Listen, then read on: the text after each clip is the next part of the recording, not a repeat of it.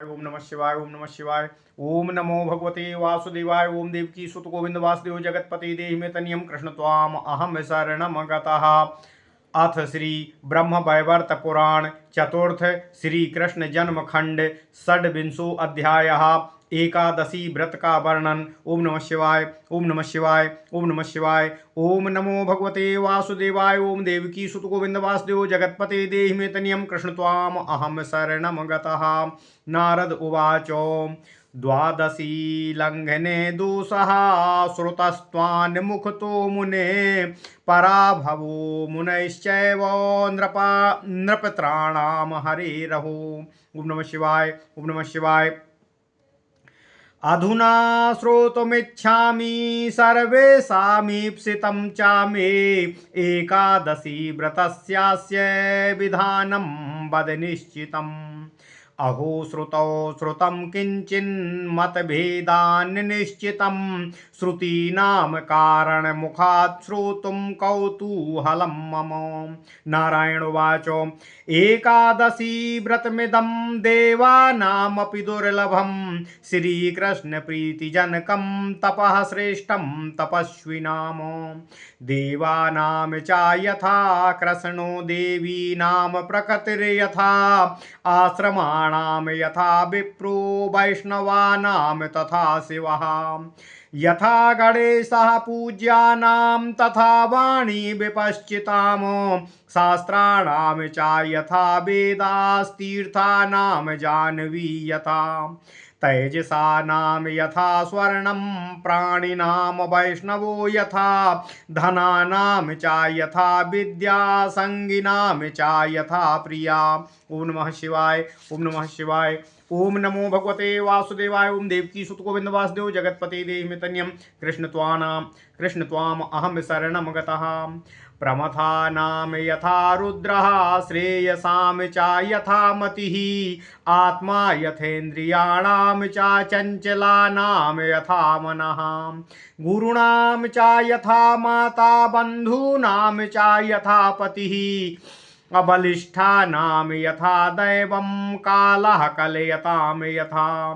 सुशीलं चैव मित्राणां शत्रूणां ऋग्यथा मुने यथा कीर्तिः कीर्तिमतां ग्रहिणां च यथा गृहम्।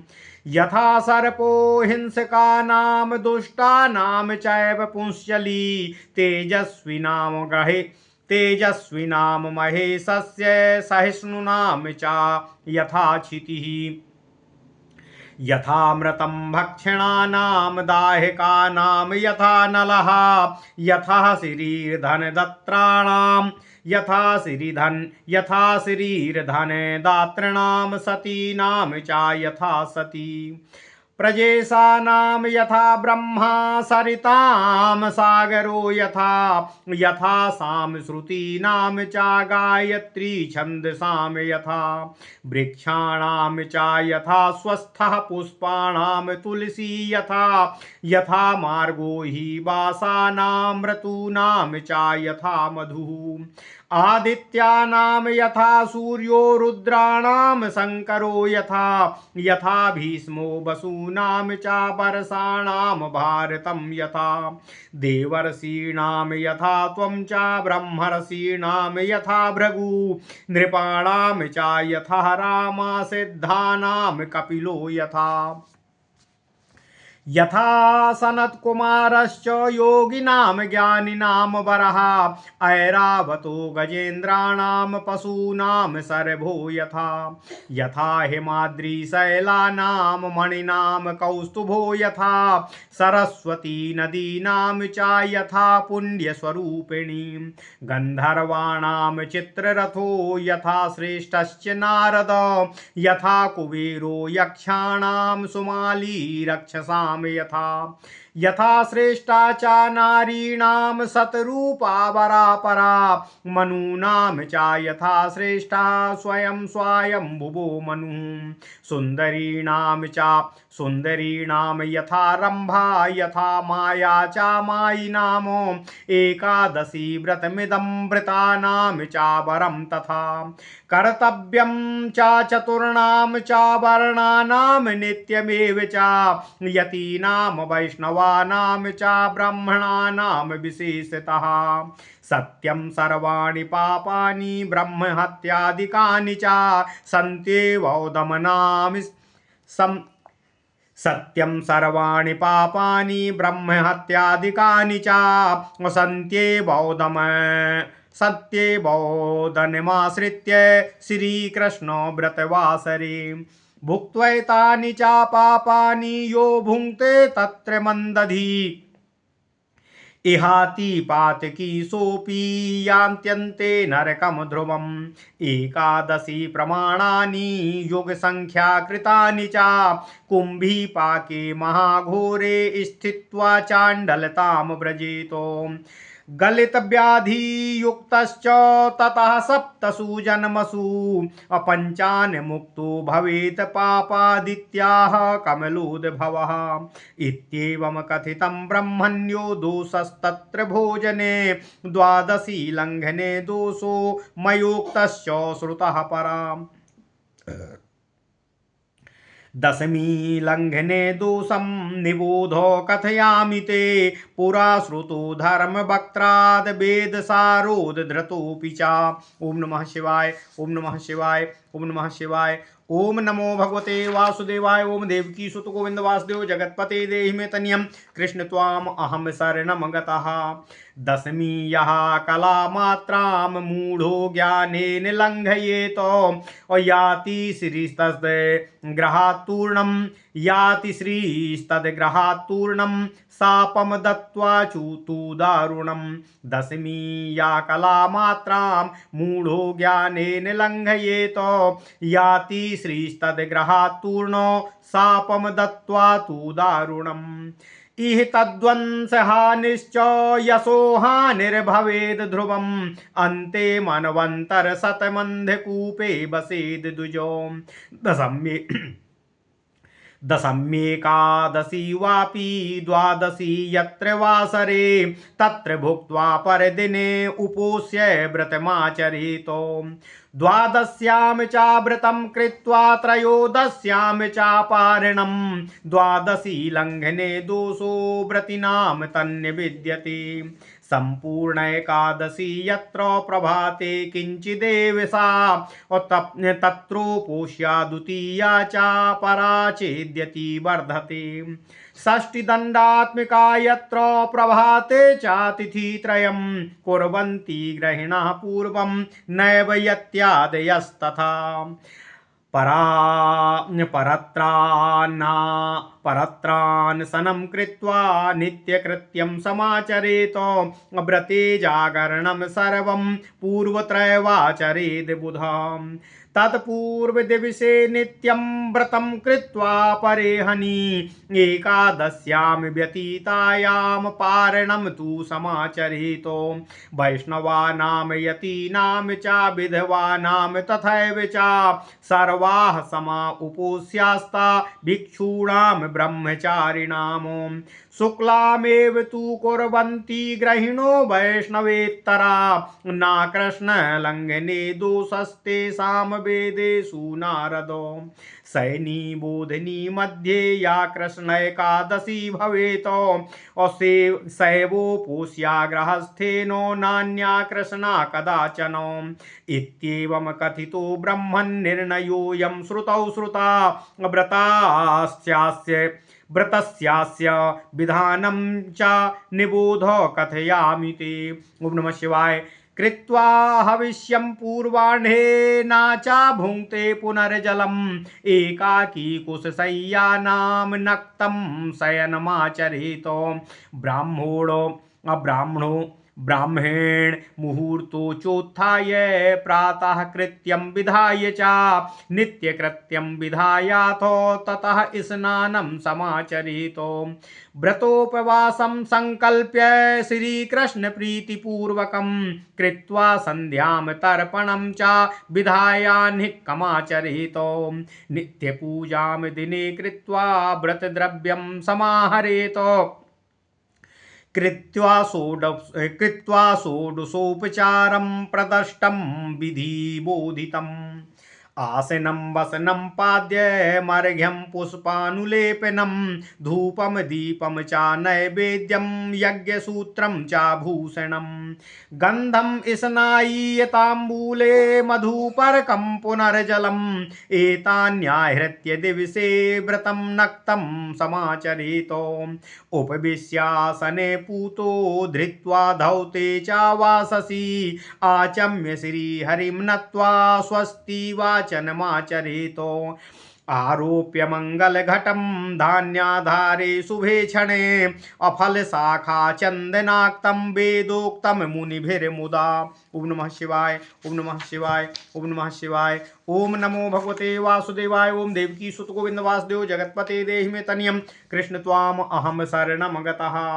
देवषट्कं समावाद्य पृथक् ध्यानै समाचरेतो पूजां पंचोपचारैश्च प्रकुप्तैश्च विचक्षिणः गणेश्वरं दिनकरं वहिनि विष्णुं शिवं शिवाम् असम्पूज्यैतान्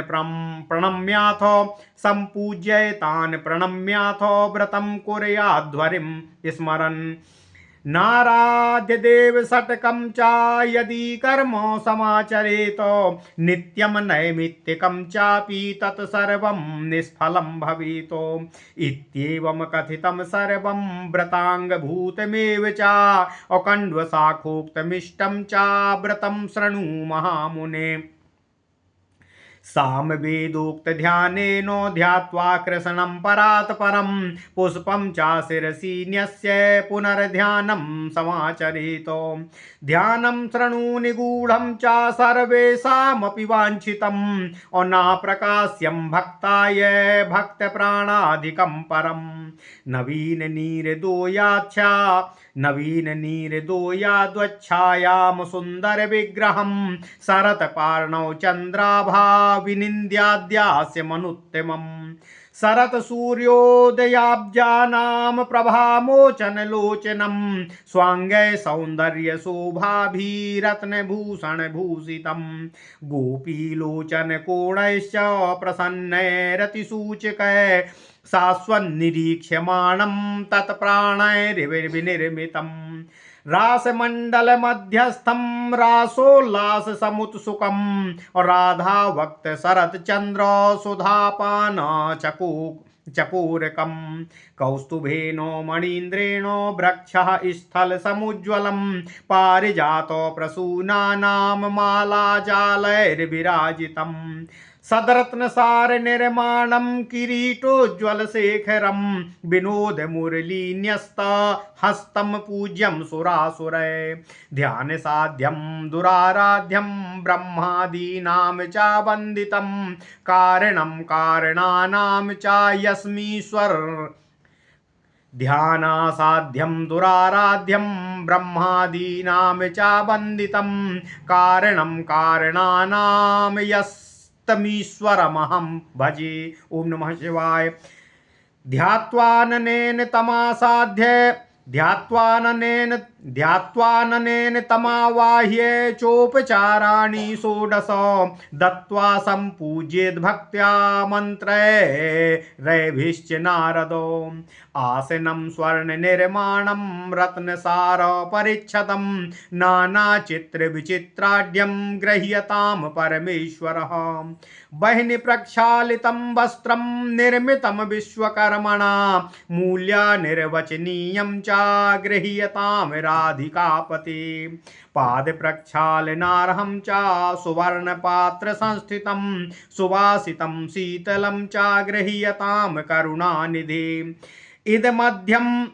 इदमर्घ्यं पवित्रं च शङ्खतोय समन्वितं पुष्पदूर्वा चन्दनाक्तं गृह्यतां भक्तवत्सलो। ओम नमः शिवाय, ओम नमः शिवाय, ओम नमः शिवाय।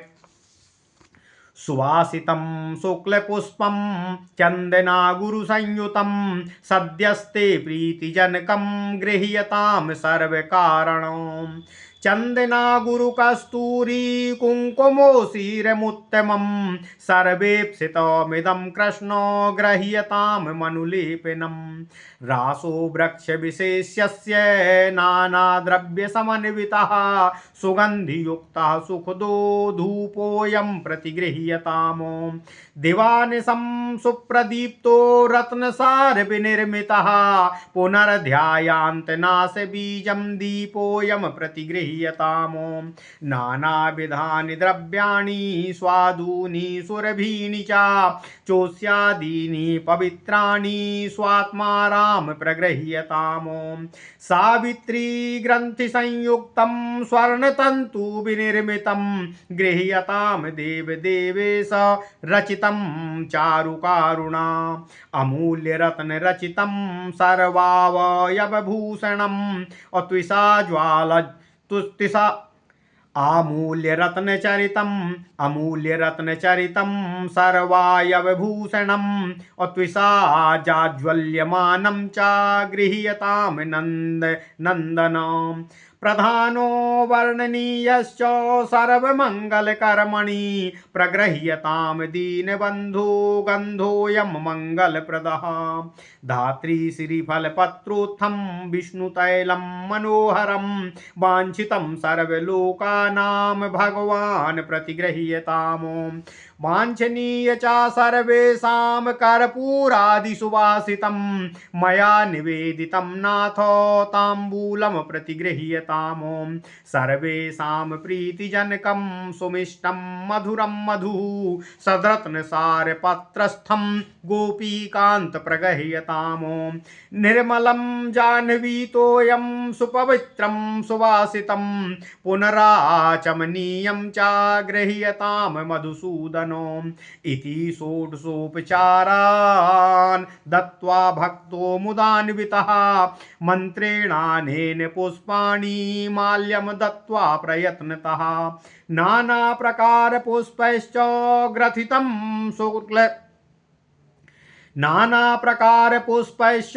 ग्रथितं शुक्लतन्तुना प्रवरं भूषणानां च माल्यं च गृह्यतां प्रभो।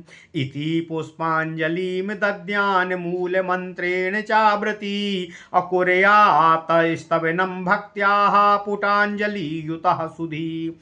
पुष्पाञ्जलिदा भक्तवाच हे कृष्ण राधिकानाथो करुणासागर प्रभो संसार सागरे घोरे मामुद्धार भयानके शतजन्मो कृतायासाद्विघ्नस्य मम प्रभो स्वाकर्म पाप निगडैर्बद्धस्य मोक्षणं कुरु। प्रणतं पादपद्मे ते पश्य मां शरणागतम् अभवपाशो भयाद् भीतं पाहि त्वं शरणागतम्। ओम नमः शिवाय, ओम नमः शिवाय। भक्तिहीनं क्रियाहीनं विधिहीनं च वेदतः वस्तु मंत्रविहीनं यत् संपूर्णं कुरु प्रभो। वेदोक्तो विहिता ज्ञानात् स्वाङ्गहीने च कर्मणि त्वन्नामोच्चारणेनैव सर्वं पूर्णं भवेद्धरे। इति स्तुत्वा तं प्रणम्य दत्त्वा विप्राय दक्षिणामो महोत्सवं विधायाथो कुर्याद् जागरणं प्रति। कृत्वा व्रतोपवासं च यदि निद्रां निवेशते निद्रां निसेवते पुनरेव जलं भुङ्क्ते व्रतार्धो फलभाग भवेतो। यतनेन चाहविष्यान्यं साक्रदेवो समाचरेतो मन्त्रेणानेन विप्रेन्द्रो श्रीकृष्णचरणं स्मरन्। यत्नेन चाहविष्यान्यं शक्रदेवो समाचरेतो मन्त्रेणानेन विप्रेन्द्रो श्रीकृष्णचरणं स्मरन्। हे अन्न प्राणिनाम प्राणा ब्रह्मणा निर्मितं पुरा और देहि मे विष्णु रूपम त्वं व्रतोपवासयुः फलम् एव यः कुरुते भक्त्या भारते व्रतमुत्तमम् अपूर्वान् सप्त परान् सप्त स्वात्मान् मुद्यरेद् ध्रुवम् मातरं भ्रातरं चैव स्वाश्रुं च्वाश्वशुरं सुताम् जामातरं तथा भृत्य मुद्यरे निश्चितं नरः इत्येव कथितं विप्र श्रीकृष्णचरितव्रतं सुखदं मोक्षदं सारं परं कथयामि ते। ओम नमः शिवाय, ओम नमः शिवाय, ओम नमो भगवते वासुदेवाय। ओम देवकी सुत गोविंद वासुदेव जगतपते देहि मे तनियम कृष्ण त्वाम अहम शरणम गतः। अथ श्री ब्रह्म वैवर्त पुराण चतुर्थ श्री कृष्ण जन्म खंड 26वां अध्याय एकादशी व्रत का वर्णन। ओम नमः शिवाय, ओम नमः शिवाय, ओम नमः शिवाय, ओम नमो भगवते वासुदेवाय। ओम देवकी सुत गोविंद वासुदेव जगतपते देहि मे तनियम कृष्ण त्वाम अहम शरणम गतः। नारद जी कहते हैं, हे ऋषिवर, हे नारायण, हे देव, हे मुनिवर, मैंने द्वादशी लंघन के दोष को तो आपके श्री मुखारविंद से सुन लिया है। हे मुनि, इसमें मुनि की पराजय तथा राजा की रक्षा का वर्णन किया गया है। अब मैं आपके श्री मुखारविंद से सर्वाभीप्सित एकादशी व्रत विधान सुनना चाहता हूँ। हे मुनि, श्रुति में सुने गए मतभेद के कारण मैं मन में कुछ भी निश्चय नहीं कर पा रहा हूँ। अतः हे देव, आप श्रुति के कारण हैं। आपसे यह प्रसंग सुनने के लिए मुझे अत्यंत कुतूहल हो रहा है। कृपया अपने श्री मुखारविंद से मुझे यह कथा सुनाने की कृपा करें। नारायण देव कहते हैं, हे नारद,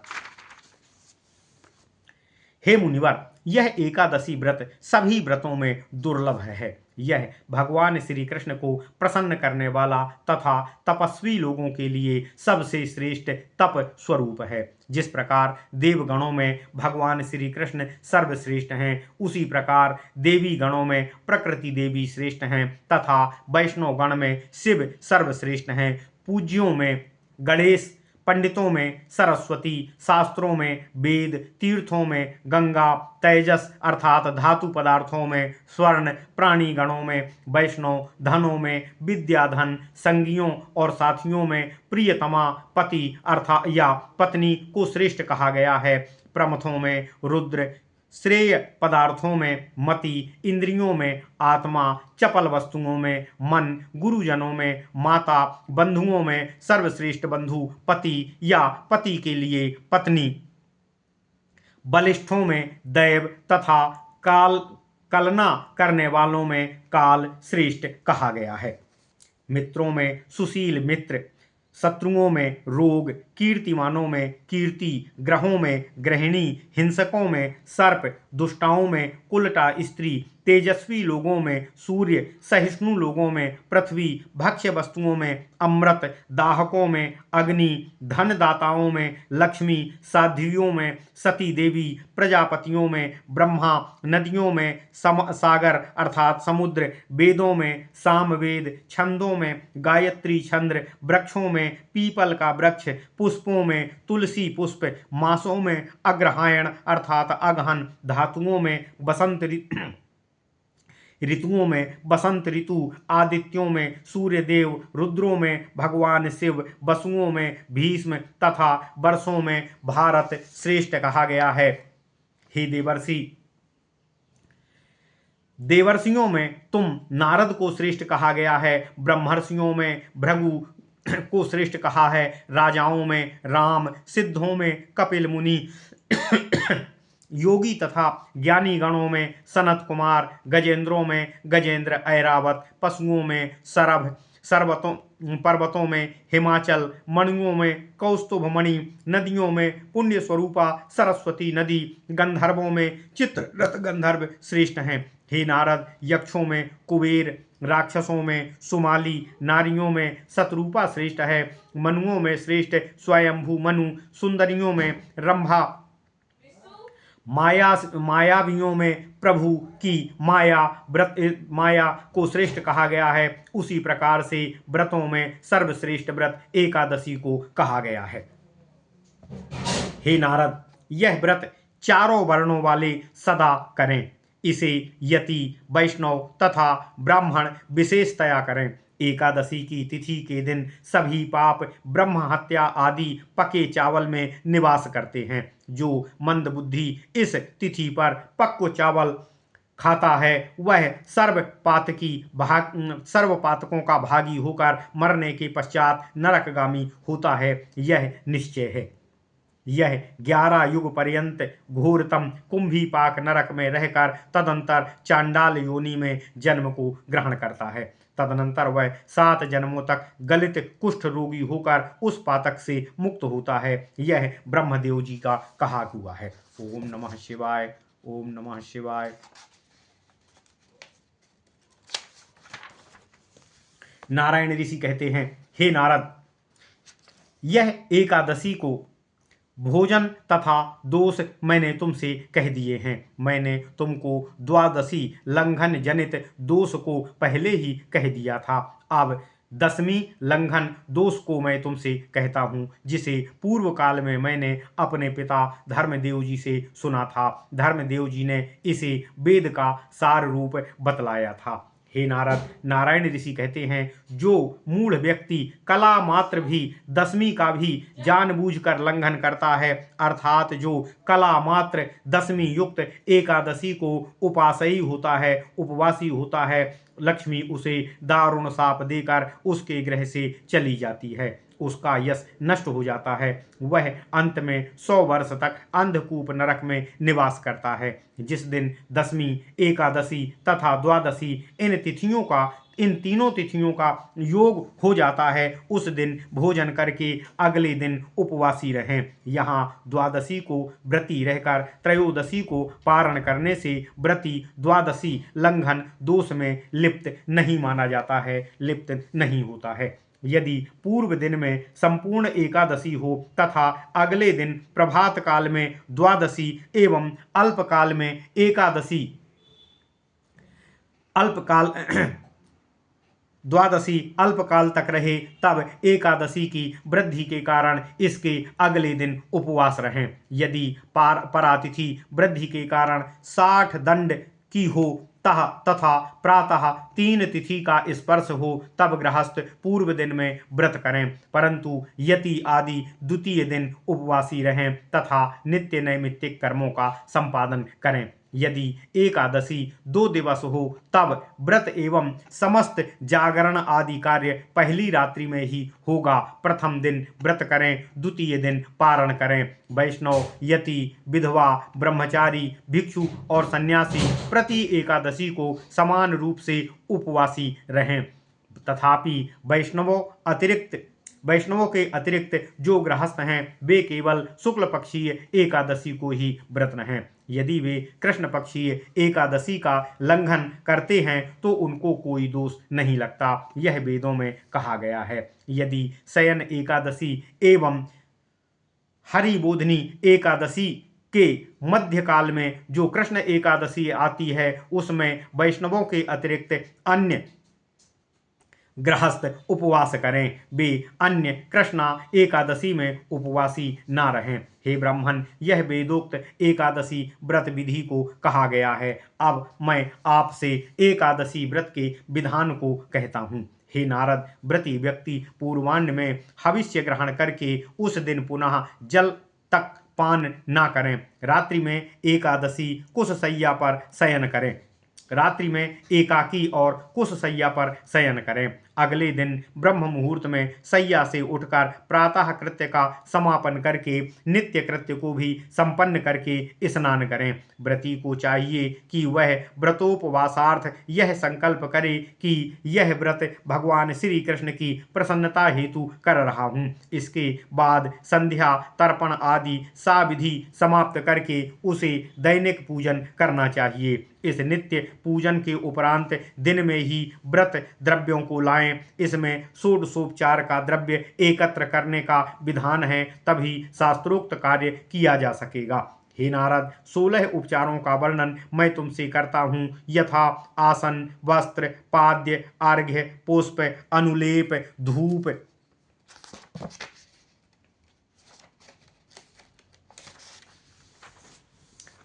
धूप, दीप, नैवेद्य, यज्ञोपवीत, भूषण, गंध, स्नानीय, तांबूल, मधुपर्क, आचमनीय, यह सब दिन में एकत्र करके रात में व्रत करना चाहिए। अब व्रती व्यक्ति 2 धुले हुए वस्त्र धारण करके पवित्रता के साथ अपने आसन पर बैठे। आचमन के उपरांत भगवान श्री हरि को नमन करके स्वस्ति वाचन करे। धान्य के ऊपर शुभ मुहूर्त में मंगल घट की स्थापना करके कलश पर आम के पत्ते तथा फल आदि स्थापित करे। कलश पर चंदन का लेप करे। तत्पश्चात मुनिगण तथा वेदों द्वारा कहे गए नियम से एवं विधान से पूजा संपन्न करनी चाहिए। नारायण देव कहते हैं, हे नारद, इस घट पर पृथक पृथक धान्य पुंज के ऊपर गणेश, सूर्य, अग्नि, विष्णु, शिव, पार्वती का आवाहन करके वह विद्वान व्रती उत्तम षोडशोपचार रूप से इनकी पूजा करे।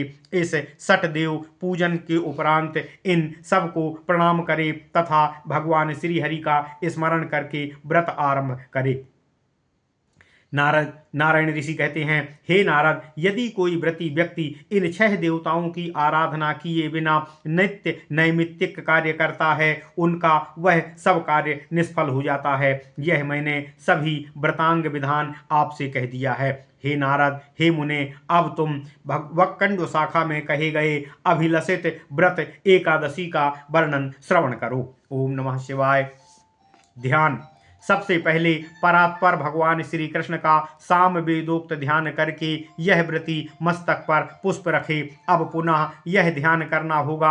अब मैं सबके द्वारा ईप्सित निगूढ़ ध्यान का वर्णन तुमसे करता हूँ, उसे सुनो। यह ध्यान भक्तों के लिए प्राण के समान है।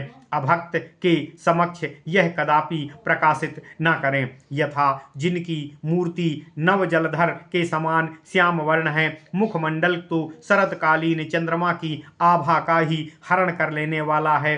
शरतकालीन सूर्योदय के उपरांत खिले कमल जैसे शोभायमान नेत्र युगल हैं, जो अपने अंगों की सुंदरता, रूप तथा रत्नमय आभूषणों से सदा आभूषित रहते हैं। गोपियां जिनको अपनी आंखों के कोर से तिरछे चितवन द्वारा निहार रही हैं, मानो इनकी मूर्ति उनके प्राणों द्वारा विनिर्मित है। जो रासोल्लास से उत्सुक होकर सदा रास मंडल में अवस्थान करते हैं, जो राधा के सर्दीय चंद्रमा के समान मुखमंडल की छवि सुधा का सदा पान करने वाले चकोर स्वरूप हैं, जिनका वक्ष स्थल कौस्तुभ मणि से समुज्वल है, जो पारिजात पुष्पों की माला कंठ में धारण करने वाले तथा मस्तक पर विशुद्ध रत्नों से बना मुकुट धारण करके शोभायमान हैं, जो मुरलीधारी हैं। इन सुरों असुरों द्वारा पूज्य ब्रह्मादि देवगण के लिए भी दुराराध्य, ध्यान से भी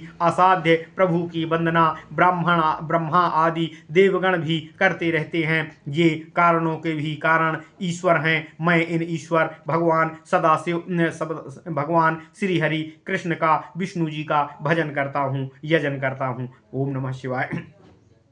आसन।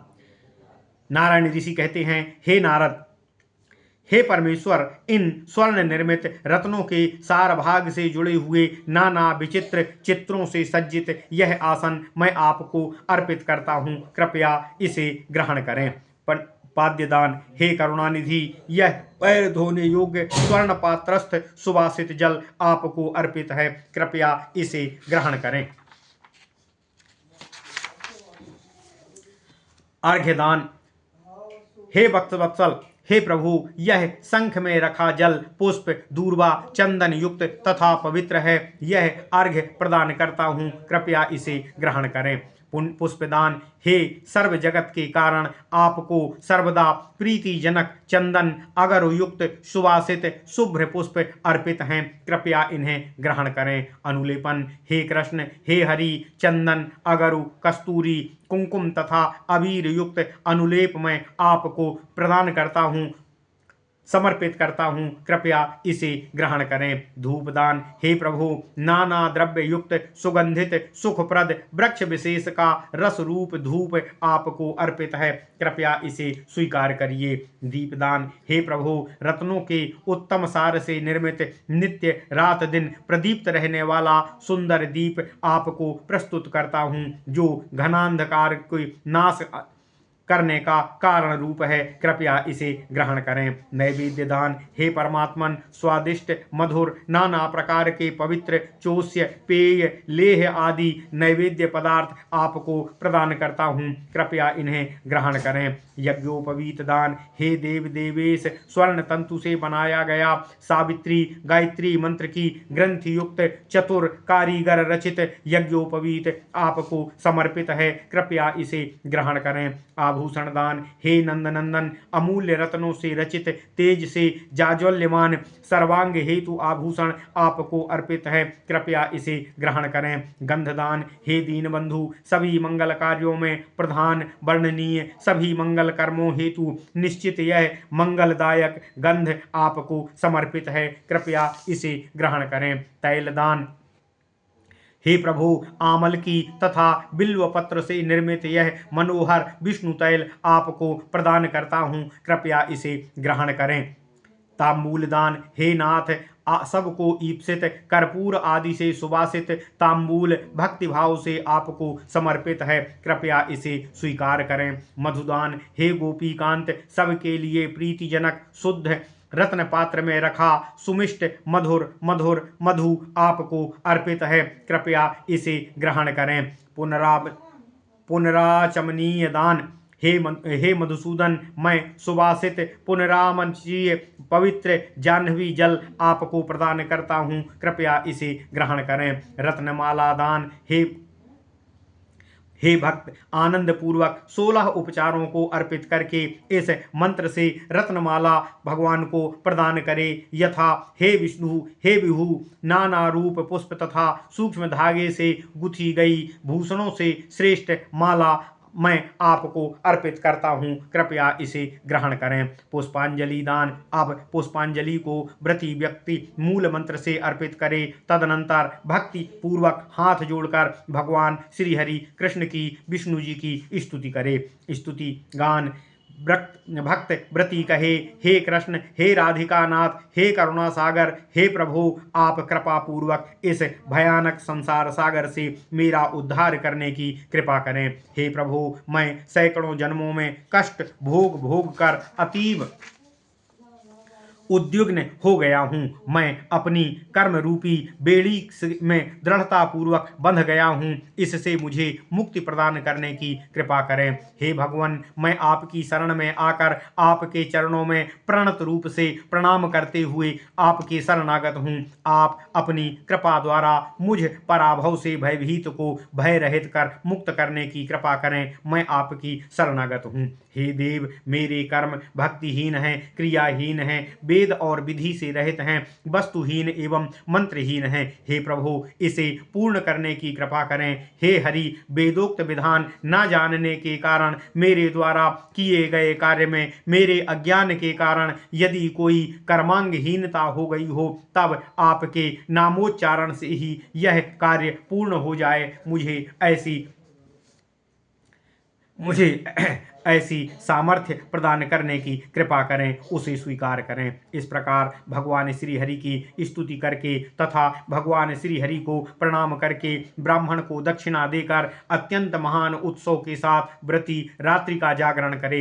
यदि कोई व्रतोपवास करके शयन करता है अथवा पुनः जल ग्रहण कर लेता है, तब उसे आधा प्रतिफल ही प्राप्त होता है। हे विप्रवर नारद, नारायण ऋषि कहते हैं, व्रती व्यक्ति भगवान श्री कृष्ण के चरणों का ध्यान करता हुआ इस मंत्र द्वारा यत्नतः एक ही समय हविष्यान्न का भक्षण करे। मंत्र यह है, हे विष्णु रूपी अन्न, तुम प्राणीगण के प्राण हो। ब्रह्मा ने पहले इसी उद्देश्य से तुम्हारा निर्माण किया था।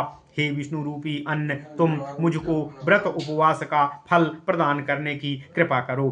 हे नारद, नारायण ऋषि कहते हैं, जो व्यक्ति भारत में भक्ति भावेन एकादशी व्रत का आचरण करता है, उसकी 7 पीढ़ी पूर्व की तथा बाद की 7 पीढ़ी उसकी अपनी आत्मा, माता, भाई, ससुर, कन्या, जमाता तथा सेवक तक का अवश्यमेव ही उद्धार करती है।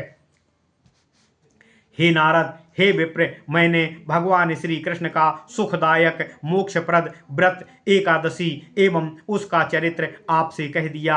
अब अन्य विषय मैं आपसे कहता हूँ, उसका श्रवण करो। ओम नमः शिवाय। इति श्री ब्रह्मवैवर्त महापुराणे श्री कृष्ण जन्मखंड नारद नारायण संवादे एकादशी व्रत निरूपणम नाम षट्विंशो अध्यायः।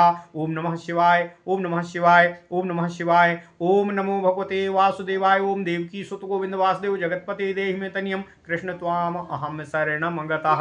ओम नमः शिवाय, ओम नमः शिवाय, ओम नमः